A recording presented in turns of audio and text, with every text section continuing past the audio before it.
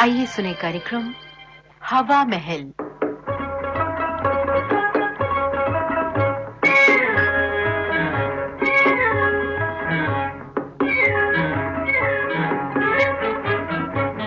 आइए हवा महल में आज सुनते हैं वीणा शर्मा की लिखी नाटिका चौखट के बाहर। निर्देशिका है शकुंतला वर्मा।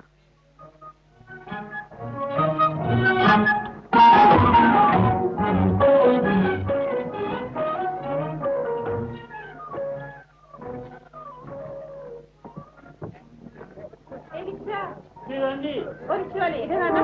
आया बहन जी, कहाँ जाना है? महानगर। कितने पैसे? 2.5 रुपए बहन जी। सुधा ठहरो भाई, मैं भी आ रही हूँ। अरे नीलू, तुम भी? हाँ, इसी गाड़ी से आई हो? हाँ, मैं जब स्टेशन पहुँची तो गाड़ी खिसकने लगी थी। दौड़कर बड़ी मुश्किल से पिछले डिब्बे में चढ़ी। चलिए बहन जी, चलिए। पुलिस वाला यहाँ ज्यादा देर नहीं खड़ा होने देता। चलो नीलू, हाँ, बैठो। चल भाई चल।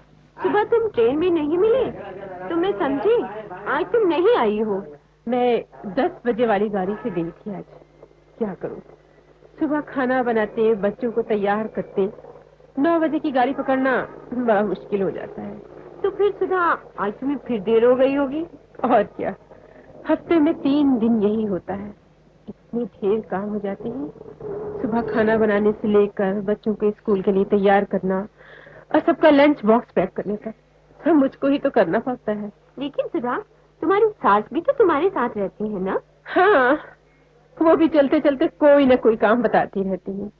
बहू, जरा पूजा के बर्तन धोती जाना, मेरी साड़ी छत पर फैला देना। अरे रिक्शे वाले, जरा धीरे चलो ना, इतनी भीड़ है। नीलू, तुम कई दिन से लौटते समय इस गाड़ी से नहीं आ रही हो, क्या बात है? दफ्तर में काम ज्यादा है? नहीं सुधा, दफ्तर में तो काम ज्यादा नहीं है, पर मोती झील से कानपुर स्टेशन तक रिक्शे से आने में भी तो काफी समय लग जाता है। रिक्शे से क्यों? क्या तुम्हारा कुलीग आलोक आजकल तुम्हें स्कूटर से नहीं छोड़ता? वो तो स्टेशन के पास ही रहता है ना?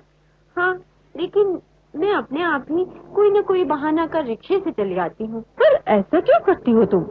बेकार रिक्शे के पैसे भी खर्च होते हैं और गाड़ी भी छूट जाती है। आलोक तो इतना अच्छा लड़का है। हाँ सुधा, वो बहुत अच्छा लड़का है, इसीलिए मैं नहीं चाहती कि उस पर कीचड़ उछाली जाए। आखिर हुआ क्या? होना क्या है सुधा, तो मुझे दफ्तर से स्टेशन तक पहुंचा देता था ना। बस दफ्तर के कुछ लोगों ने मुझे उसके स्कूटर पर आते देख लिया। फिर जानती हो तुम तो सुधा, क्या लोग मुझसे कितना झूठा है। और फिर वो तो शादीशुदा है।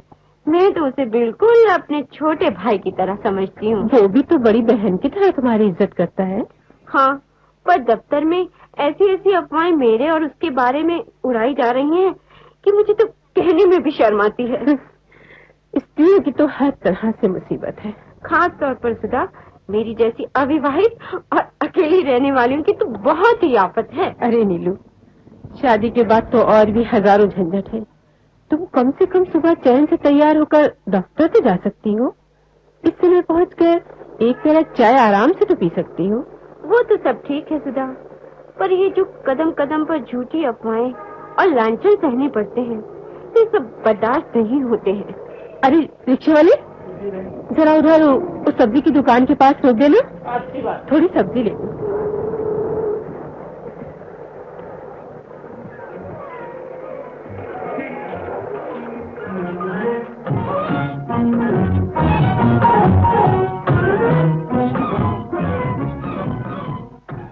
गुड़िया, ओ गुड़िया, अरे संजू, जाने कहाँ चले गए दोनों। स्कूल से आते ही खेलने चल देते हैं। घर में तो किसी का जी ही नहीं लगता। जब देखो हर समय घर से बाहर, घर से बाहर। कौन है? अभी आई। चलकर देखूं, शायद विपिन आ गया है। अरे हाँ, विपिन ही तो है। माँ, हाँ, घर में कोई नहीं दिखाई दे रहा। ये बच्चे कहाँ चले गए? होंगे कहाँ, खेलने गए होंगे। स्कूल से आते ही तो चल देते हैं। घर में किसी का पैर टिकता ही कहाँ है। और वो बहू रानी भी तो नहीं आई है अभी तक। अच्छा माँ, वो कोई टीवी ठीक करने वाला आया था घर में? हाँ हाँ, आया था। अच्छा अच्छा। बड़ी देर तक ठीक ठाक करता रहा, पूरे समय बैठी रही, आज तो दोपहर में एक घड़ी आराम करने को नहीं मिला। अच्छा माँ, तुम आराम कर लो। अरे बेटा, मेरे भाग में आराम कहाँ, सब चल देते हैं। दिन भर घर में अकेली पड़ी रहती हूँ, यहाँ चौकीदारी करो, कभी ये उठाओ, कभी वो धरो, कभी कोई आया, कभी कोई गया। परेशान हो गई हूँ मैं तो, जैसे मैं ही चौकीदार हूँ घर की। अरे आ गई सुधा तुम? हाँ, आज ट्रेन कुछ लेट हो गई थी और रास्ते में सब्जी खरीदने लगी, इसी में कुछ देर हो गई। आ गई बहू रानी? जी माँ जी। अरे विपिन दफ्तर से आकर ऐसे ही बैठा है, उसने चाय तक नहीं पी है। जल्दी से चाय बना लाओ बहू। अभी बनाती हूँ चाय। माँ जी, बच्चे कहाँ हैं? दिखाई नहीं दे रहे हैं। होंगे कहाँ, आते ही तो खेलने चले गए। इस घर में कोई टिकता भी है?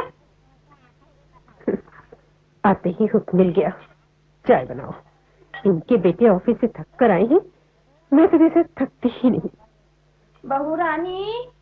जी माँ जी। अदरक डाल देना चाय में, और मटरी भी निकालती लाना, वहीं रखी है ऊपर डिब्बे में। ला रही हूँ। गनीमत है मठरी रखी है, वरना भी कुछ बनाने का भी आदेश दे दिया जाता।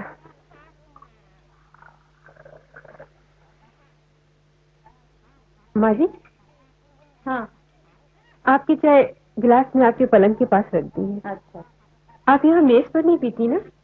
बहू रानी, मेरी चाय में नमक भी डाल दिया है ना? अरे वो तो भूल ही गई, अभी लाई। मालूम है कि आजकल मुझे खांसी हो रही है, चाय में नमक डालकर पीती हूँ, पर मेरा काम किसे याद रहता है? मैं अभी नमक डाल देती हूँ माँ जी। बस बस रहने दो, मैं खुद डाल लूंगी। अरे अब खड़ी खड़ी मुझे क्या घूर रही हो, जाकर विपिन को चाय दो।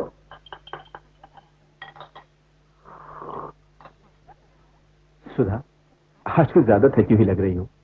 आप देखते तो हैं, सुबह से लेकर रात तक मशीन की तरह से जुटी रहती हूँ।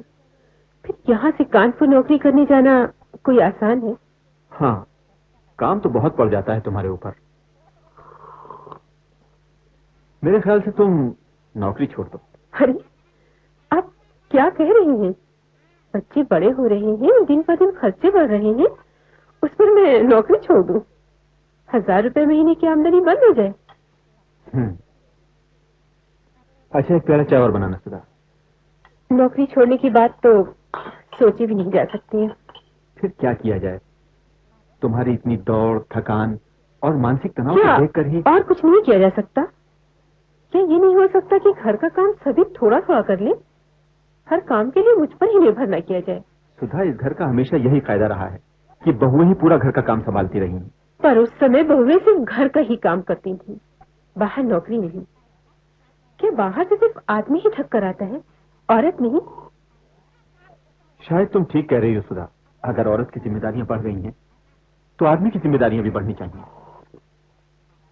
बच्चे अभी तक नहीं है? आ जाएंगे, कहीं खेल रहे होंगे। अभी खाना भी बनाना है। अच्छा उठो, पहले सब्जी काट लूं। आज खाना तुम अकेले नहीं बनाओगी, मैं भी तुम्हारी मदद करूंगा। आप खाना बनाएंगे? अरे देखिए तो हम कितने स्मार्ट हैं रसोई के काम में। मेरे हाथ का बना खाना खाएंगी तो पता चलेगा कि खाना बनता कैसे है। और हाँ, मैं बच्चों से भी कहूंगा कि अपने छोटे मोटे सारे काम वो खुद किया करें।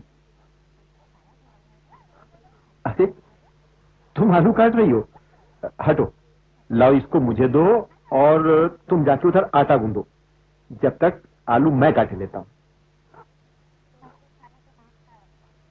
बहू रानी, ओ बहू रानी। जी माँ जी। अरे विपिन, ये क्या तुम सब्जी काट रहे हो?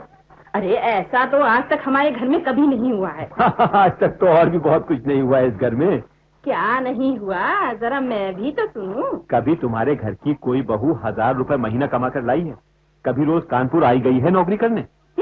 मुझे क्या, अरे जैसा चाहो वैसा करो, मेरी तो कट गई। अब तुम दोनों को ही करना है जो कुछ करना है, पर हाँ इतना बता देती हूँ, मुझसे चौकीदारी होने से रही।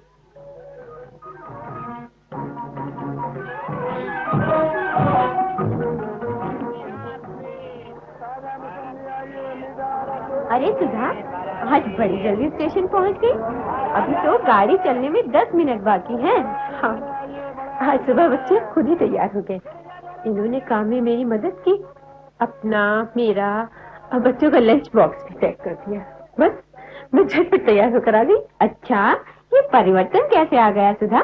नीलू, दरअसल वो तो मेरा बहुत ख्याल रखते हैं, पर माँ जी सदियों से चली आ रही परंपरा तोड़ना नहीं चाहती। घर का हर काम बहू ही करे। यही तो बात है सुधा, पुराने लोग आज भी वही अपेक्षा करते हैं जो वर्षों पहले स्त्रियों से की जाती थी। दरअसल बात यह है नीलू कि हम आगे बढ़ रहे हैं, तरक्की कर रहे हैं, लेकिन समाज ने भी इस चीज को पूरी तरह स्वीकार ही कहाँ किया है। इसीलिए नारी से हर तरह की अपेक्षाएं की जाती हैं। लेकिन सुधा, आज की नारी सदियों से गुलामी की बेड़ियों में जकड़ी हुई घूंघट निकालकर पति की माँ से एक जीवित संपत्ति तो नहीं रह गई है।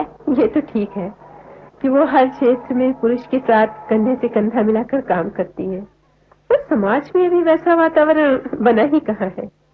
अभी भी कुछ लोग ऐसे हैं। कैसे हैं सुधा?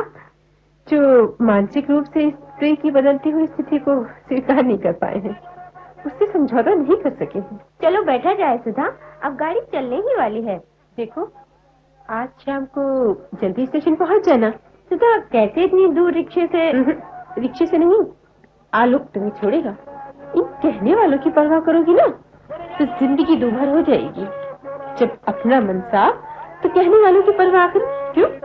तुम ठीक कह रही हो सुधा, जब मेरे मन में खोट नहीं तो कहने वालों की भी परवाह नहीं करूंगी। ये हुई ना बात।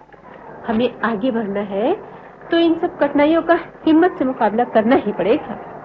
जल्दी बैठो सुधा, नहीं तो ट्रेन छूट जाएगी। चलो चलो चले।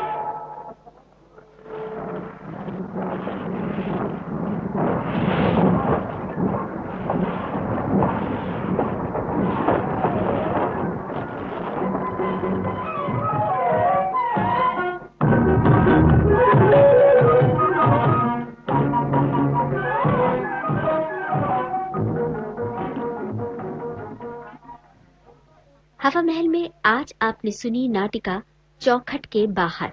लेखिका वीणा शर्मा, निर्देशिका शकुंतला वर्मा।